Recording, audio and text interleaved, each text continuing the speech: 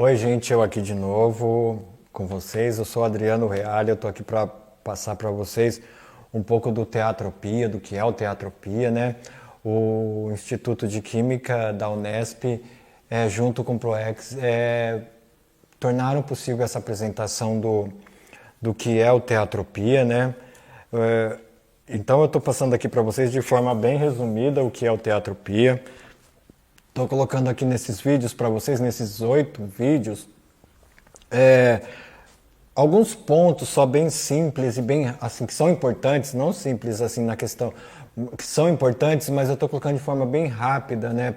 Também para não delongar muito a questão do vídeo e tudo mais, e também para vocês terem mais foco aí, como eu falei no outro. Hoje eu vou estar falando com vocês agora um pouco sobre a questão da ilusão, né? Do que é a ilusão? A ilusão é aquele ponto que a gente vê as coisas de um jeito que o nosso cérebro condicionou ou que pensou que ela fosse ou teria que ser, né? Como, por exemplo, nessa imagem que eu vou mostrar para vocês. Deem uma olhada nessa imagem. Ela tem 2 círculos centrais com vários círculos menores ao redor. Aí você olha bem essa imagem. Preste atenção nos círculos do meio, o círculo laranja. Você percebe diferença entre eles? Agora, a gente vai tirar os círculos que estão ao redor do círculo laranja e você vai olhar de novo. E agora você percebe. Olha e veja. Tem diferença entre eles? Agora a gente vai voltar aos círculos menores para o círculo, em torno do círculo laranja maior, e o nosso cérebro volta a pensar do mesmo jeito no começo. Ou seja, a gente não vê diferença onde ela existe. E a gente também vê diferenças onde elas não existem, né? E por que isso, né? Porque o nosso cérebro está condicionado a isso. Por exemplo, como diz a professora Cláudia Feitosa Santana, ela fala, se você está vendo a minha cabeça na tela de um celular, você está vendo a minha cabeça mais ou menos de 8 centímetros. Se você está vendo a minha cabeça na tela de um computador, você está vendo a minha cabeça mais ou menos com uns 15 centímetros. Se você está vendo a minha cabeça numa TV de 50 e poucas polegadas, você está vendo a minha cabeça com pelo menos 30 centímetros, né? Então, mas só que o nosso cérebro não percebe essa diferença, essa ilusão. E nós vemos, e vocês vão ver a minha cabeça sempre do mesmo tamanho. A gente não percebe a diferença onde elas existem. O nosso cérebro condicionou a imagem que você está vendo minha no celular, com a imagem que você está vendo no computador e com a imagem que você vai ver na TV. Para o nosso cérebro, ele condiciona tudo como a mesma coisa, né? Ele coloca tudo como o mesmo tamanho, ele não vê diferença onde ela existe. E no outro que eu mostrei para vocês, dos círculos, onde não tem diferença, a gente vê as diferenças. O nosso cérebro, mesmo sabendo que não tem a diferença nos círculos, ele mantém, quando os outros círculos voltam, ele mantém a ilusão de que aqueles círculos são iguais, né? Então, tudo isso faz a gente ver o quanto os nossos receptores, os nossos sentidos, também nos enganam, né? E principalmente o nosso cérebro. Porque como que ele não conseguiu perceber, como a gente não consegue perceber o tamanho da minha cabeça? A gente vê aqui no computador, vê aí no celular e vê. A gente nunca parou para pensar o tamanho da cabeça que a gente vê, né? Da pessoa que está ali na imagem. Mas quando a gente vê que tem diferença, mesmo assim o nosso cérebro não quer acreditar, né? E quando não tem, e alguma coisa coloca isso, dá a entender que tem, o nosso cérebro insiste que ali tem alguma coisa que é real e que não é uma ilusão, né? E esse processo de ilusão, ele é muito complexo para o teatro, né? Porque o teatro, ele trabalha a ilusão, querendo ou não, né? A gente trabalha histórias, a gente trabalha personagens, tem os conceitos de ilusão dentro dos textos, ou não, os pontos, os pontos de conflito, né? Então, a ilusão, ao mesmo tempo que ela nos traz um aspecto diferente, ela também nos traz essa preocupação, né? E hoje em dia a gente vive muito nessa questão da ilusão, né? Com as redes sociais e tudo mais. Hoje a gente vê uma coisa na internet e a gente, por mais que saiba que não é aquilo ou que tem algo diferente, a gente insiste em tornar aquilo igual, né? Ou quando não, a gente tem a ilusão também de quem realmente a gente é e de quem realmente a gente posta nas redes, que isso é o que mais acontece, né? E eu falo isso comigo também, tá? Eu não me excluo dessa situação, porque inconscientemente, às vezes eu me pego fazendo a mesma coisa, né? E sem perceber. Então, geralmente, hoje em dia, a gente vê muito nas questões sociais, nas redes sociais, a questão de que a gente acaba criando uma ilusão sobre a gente, sobre o que a gente vive, sobre o que a gente faz, sobre tudo, né? E a gente acaba colocando uma imagem ali nas redes sociais que não condiz realmente com aquela que é a nossa. Mas só que todo mundo que vê, né, vai acreditar que aquilo é real, e quando na verdade é uma ilusão, porque às vezes você não está postando ali o que é real seu mesmo. E quando mesmo a gente posta algo que é real, através das cores, dos filtros, da música ou do ambiente, você consegue ainda passar uma ilusão de uma outra coisa, né? Então essas redes são muito, muito estudadas, né? É como a gente começa a descobrir algumas ilusões, não só da representatividade do que a gente vê, do que a gente vive, mas principalmente a ilusão de como a gente se conduz, de quanto nós nos enganamos a nós mesmos, de quanto nós nos iludimos a nós mesmos, de quanto nós achamos que nós somos algo, fazemos algo, e na verdade a gente só está criando uma imagem que não é real, que é uma imagem fake de nós mesmos, né? E quando a gente começa a encontrar com essa ilusão que a gente cria de nós mesmos, não é fácil. Porque é onde começa a ver o conflito de você, a tua personalidade mesmo, sabendo que aquilo é ruim, que aquilo não está te fazendo mal, mas mesmo assim você quer manter aquela ilusão, porque aquilo te dá alguma segurança ou te dá alguma referência de estabilidade, ou seja lá o que for.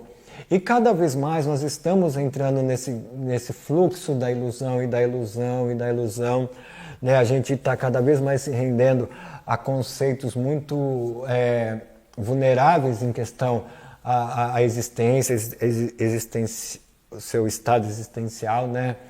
Então a ilusão, ela é um dos pontos também que eu pego muito no teatropia. Desde quando a gente pega um personagem, que a gente vai destrinchar o personagem, ou o texto, ou o autor, a gente estuda as questões de ilusão. Não só daquilo, mas as nossas também, né? De como a gente cria uma perspectiva sobre aquilo. E de como depois a gente quer cobrar de algo que a gente se iludiu e que a gente foi responsável por criar aquela expectativa, né? E aí é onde vem muito dos sofrimentos e às vezes as muitas dificuldades de um ator mesmo chegar ao seu potencial extremo do personagem, né? Porque a gente vai se iludindo tanto, a gente vai se colocando no nosso dia a dia com tantos conceitos que não são nossos, que não são verdades e que não representam aquilo que a gente realmente é, ou por vergonha, ou por questões sociais, ou por questões de padrão de beleza, ou por questões financeiras, sejam elas lá qual for. A gente vai criando um mundo de ilusão e a gente vai comprando um mundo de ilusão e fechando a nossa visão periférica, onde a imaginação não tem mais poder sobre crescimento dentro da gente, né? Onde mais os nossos receptores eles começam a ser apagados, porque a gente está cada vez mais com o olhar focado, fechado, sem olhar para o âmbito todo da questão da vida, do processo de criação, do processo de estabilidade, do processo de continuidade, né, da nossa vida. Então, são pontos que são essenciais, né? Quando eu trabalho a questão da ilusão, por exemplo, com meus alunos especiais, alguns têm algumas deficiências físicas, outras intelectuais, mas o que eu faço para eles não se iludirem. Durante 20 anos, eu trabalhei muito essa questão da ilusão. Não se convença de que você, de uma forma enganosa, vá fazer tal algo. Mas acredite sim que de uma forma séria, de uma forma real, de uma forma sem essa coisa fechando a sua visão periférica, você consiga realmente entender o seu corpo, os seus limites, a sua proporção, o seu estado, e sabendo isso, como você é e o que você tem, aí você descobrir as suas possibilidades. Como, por exemplo, um exemplo bobo. Um aluno meu que tem uma síndrome, que ele não pode andar e nem falar, ele queria fazer o espetáculo de teatro que nós íamos fazer, e eu coloquei para ele que ele poderia fazer qualquer personagem que ele quisesse, né, dentro, mas eu queria saber como ele ia lidar com o corpo dele naquele personagem. Pois bem, ele decidiu ser a cobra. Ele era um personagem que era uma cobra, né? Mas só que ele fica na cadeira, né? Ele não tem mobilidade e ele não pode ir para o chão, a não ser em exceções para fisioterapia ou alguma outra terapia, né? Então, eu tive que fazer para ele o quê, então? Primeiro, a gente quebrar o aspecto da ilusão que ele iria para o chão e que realmente ele indo para o chão, ele conseguiria fazer o movimento da cobra. Pode parecer maldade? Não, mas eu quis trazer para ele a realidade. O que eu quis mostrar para ele? Que dentro do limite do corpo dele, mas que fosse o limite de expansão verdadeiro, de braços e pernas, que não fosse algo que ele se limitasse por si só. Que dentro da existência dele como cadeirante e dentro da existência dele como humano, como ele poderia fazer essa personagem cobra? Sem ficar iludido que ele conseguiria ir para o chão e fazer aqueles movimentos no chão, que para aquele momento não era permitido, né? Em questão a realidade do corpo dele. Então, de uma certa forma, parece até meio rude, mas só que eu quebro essa ilusão. Primeiro, essa ilusão de encantamento, que, não, olha, dentro do que eu tenho, dentro dessa massa corporal, dentro dessa questão social, dentro disso, o que eu posso, né? Eu posso qualquer coisa, mas dentro dessa proporção toda, como eu vou fazer isso?